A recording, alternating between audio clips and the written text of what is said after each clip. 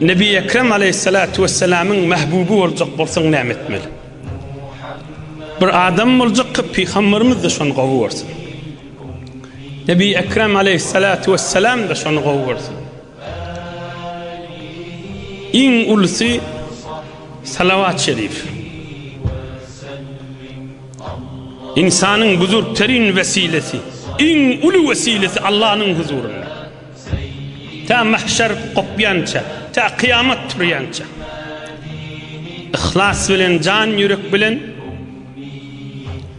Allahümme salli ala Muhammed ve ala ali Muhammed. Namazdaki salavatımızla ettehiyyatiden sonra okuyacağız. Allahümme barik ala Muhammed ve ala ali Muhammed. Allahümme sellim ala Muhammed ve ala ali Muhammed kema salleyt ala İbrahim ahirine çeli. Ahirine çeli dimeyin bir edepçilik olmasın okuyun. Kema salleyt ala İbrahim ve ala ali İbrahim inneke hamidun mecid. Salavat-ı şerif. Bersi güne 10 gaytar erti bilen 10 gaytar akşam. Kerra okuysan güne 100 gaytar.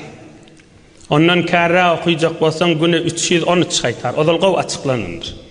Ondan kerra okuyacak bolsan güne 1000 gaytar. Ondan kerra Hazreti Cüneyd Bagdadi al büyük pirler okuyamıştıklar güne 1313 gaytar. Bir salavat-ı şerif. Hayfi birini başlasan bir yillap şonu okuy, ohun başaracak bolsan o birine geç. İkincisi ummatın kaygısını olayan adam.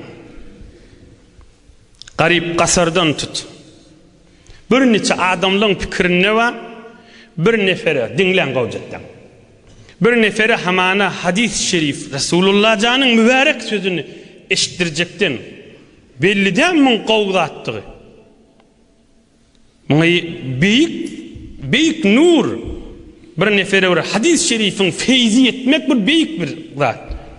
Ama şunu yaptın çıkarma. Şol garip özlemek şundan kim derler? Metac adıma yetişmek şundan kim derler? Biz bu ürün deslap özme gerek.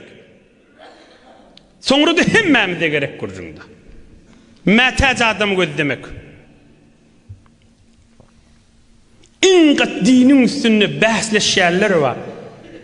İnqat hamanı dinin üstünde canını verecektin mi?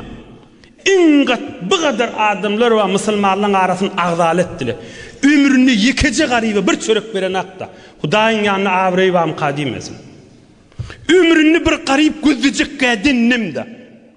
Öz yanına, öz yüzüne düşüp vereni şayet bir zat gözlesin.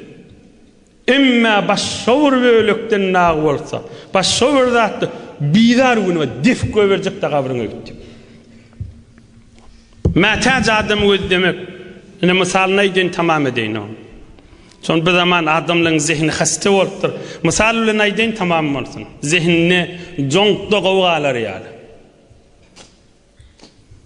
Garip kasar gözlemek yağdı. Metac inlemek yağdı. Bilmenşik bulmusuzluk yağdı. Garip kasar hakkını namus etmek yağdıydı. Allah Zülcelal sizi dünyanız ahiretinizi rahmet kapısından ayırmasın.